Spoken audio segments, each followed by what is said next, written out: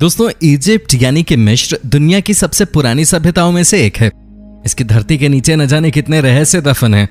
तो एलियंस से लेकर कॉफिन बॉक्सेस और प्राचीन इजिप्शियन बल्ब्स तक आज हम आपको 10 ऐसी अजीबोगरीब चीजों के बारे में बताने वाले हैं जिनकी खोज इजिप्ट में हुई है और जिनके बारे में कोई भी कुछ नहीं बता सकता। तो चलिए शुरू करते हैं। Number 10, mystery heads. पुराने इजिप्ट की धरती के नीचे से मिस्ट्री हेड्स का मिलना किसी हॉरर मूवी के कहानी के जैसा लगता है। ये सिर लाइमस्टोन से बने हुए लगते हैं और ये लगभग 2613 से 2181 बीसी के समय काल के दौरान के हैं। क्योंकि ये वास्तविक सिर तो नहीं है, फिर ये सवाल दिमाग में उठता है कि ये आखिरकार यहीं क्या कर रहे थे। इस रहस्य से अभी तक पर्दा नहीं उठ सका है। सबसे पहले ऐसे सिर की खोज 1894 में हुई थी और तब से लेकर अब तक 30 से ज्यादा ऐसे सिर मिल चुके हैं। इनको रिजर्व हेड के नाम से भी जाना जाता है क्योंकि ये बहुत सारे सिर का एक समूह है। कुछ सिर तो धरती में से साबुत निकले हैं, बल्कि कुछ सिर टूटी फूटी अवस्था में मिले हैं। उन टूटे फूटे सिर के कान नहीं थे और उन पर काफी लंबे लंबे निशान भी थे। तो इतिहासकार सबसे पहले इस बात को लेकर हैरान थे कि इन सिर के कान क्यों नहीं हैं और इनके लंबे लंबे निशान क्यों थे। Number 9, the Giza void. आपको पुरानी इमारतें कितनी हैरान कर सकती हैं। 2017 में जब एक्सपर्ट्स ने गीजा के नील नदी के किनारे स्थित पुराने पिरामिड्स पर रिसर्च की तो उन्हें काफी आश्चर्यजनक बातें पता चली थी। ये पिरामिड दुनिया की ऐतिहासिक चीजों में सबसे पुराने हैं। ये लगभग 4500 साल पुराने हैं और इनकी लंबाई 146.7 मीटर यानी 481.3 फीट है। वैज्ञानिक ये अच्छी तरह से जानते हैं कि इन बड़े बड़े पिरामिड्स के अंदर बड़े बड़े कमरे, बड़े चेंबर्स पर एक ऐसी चीज भी पिरामिड में थी जो 1 दशक से भी ज्यादा समय तक किसी के सामने नहीं आई थी। लेकिन ये सामने तब आया जब पिरामिड के बाहरी हिस्से की रेडियोग्राफी और थर्मल इमेजिंग के साथ रिसर्च की गई। उस दौरान पता चला कि इन पिरामिड्स में एक कमरा है जो 30 मीटर लंबा है यानी 100 फीट का कमरा। ये कमरा पिरामिड के अंदर मौजूद ग्रैंड गैलरी के पास स्थित था। इसके बारे में अभी तक खोज की जा रही है कि ये कमरा क्या है और वैज्ञानिक इसके लिए रोबोट्स की मदद से पिरामिड के अंदर रिसर्च कर रहे हैं। Number 8, kites. रहस्यमय इजिप्शियन रेगिस्तान को 1 दशक से भी ज्यादा समय से ऊपर से देखा जा रहा है। हर कोई इस बात को लेकर हैरान था कि आखिरकार ये क्या चीजें हैं, पर बाद में पता चला ये तो छोटे छोटे पत्थरों की दीवार हैं। ये ज्यादा बड़ी बड़ी तो नहीं है, बल्कि ये किसी पतंग की शेप में दिखाई देती हैं। इनमें से कुछ तो 40 मील के बराबर लंबी हैं।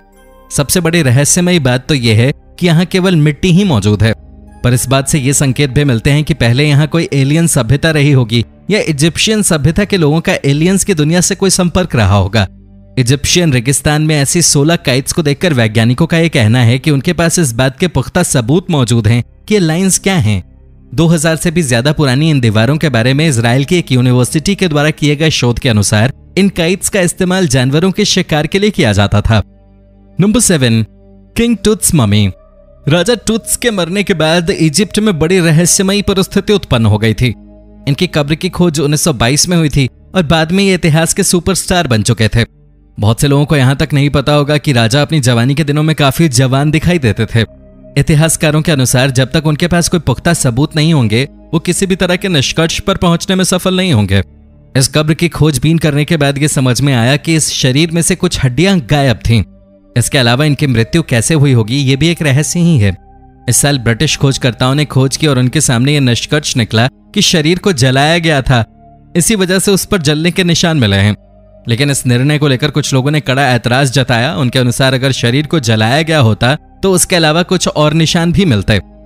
Number 6, black boxes. अगर आपको गीजा के पिरामिड रहस्यमयी लगते हैं तो शायद आपने अभी ब्लैक बॉक्स के बारे में नहीं सुना होगा। गीजा से 12 मील दूर एक गुफा में 24 बड़े काले बॉक्स मिले हैं। उनमें से हर ब्लैक बॉक्स का वजन 100 टन के बराबर था। कुछ लोग इन्हें एलियन का बॉक्स भी कहते हैं।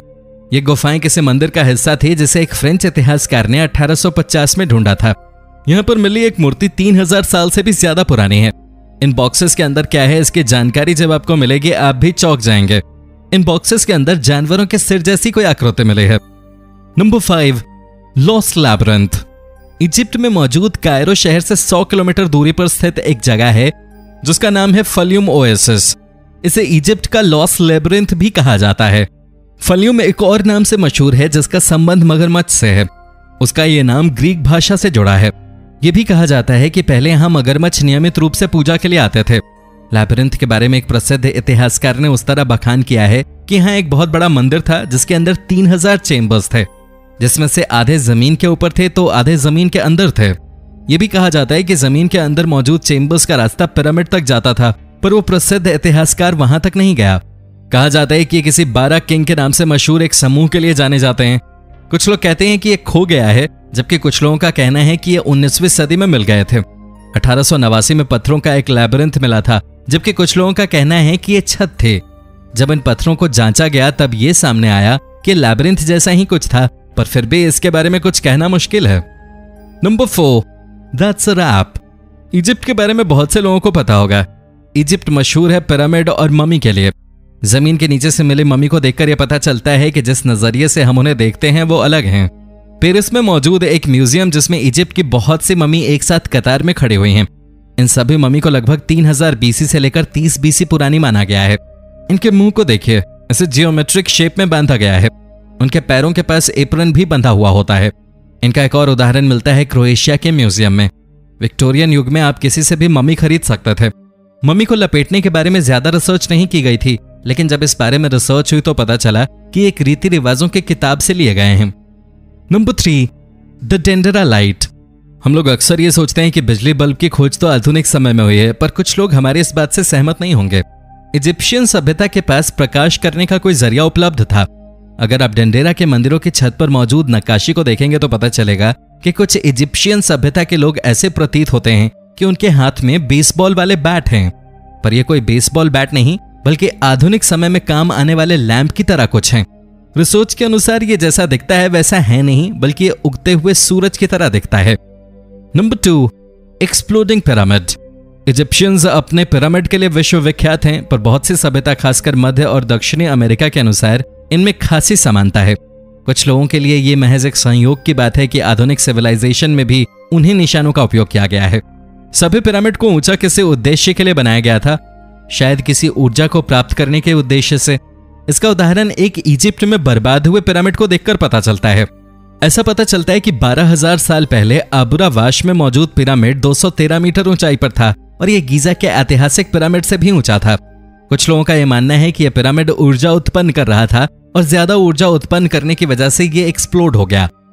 Number 1, the buildings of pyramids. कई सालों के रिसर्च के बाद यह सवाल अभी भी खड़ा होता है कि ये पिरामिड बने कैसे होंगे। इनके बनने के तरीके पर अभी भी डिबेट चलती रहती है। पिरामिड को बनाने के लिए बड़े बड़े पत्थरों का उपयोग हुआ है। यह सवाल भी खड़ा होता है कि कैसे इजिप्शियंस ने इन बड़े बड़े पत्थरों को खींचा होगा और वो कैसे पत्थरों की मदद से पिरामिड को शेप दे पाए होंगे।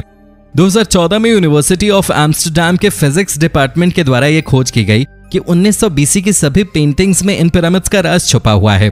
तो दोस्तों, ये थी आज की वीडियो। पसंद आई हो तो इसे लाइक करना और शेयर कर देना, और अगर आप हमारे इस चैनल पर नए हो तो इसे सब्सक्राइब भी कर देना। धन्यवाद।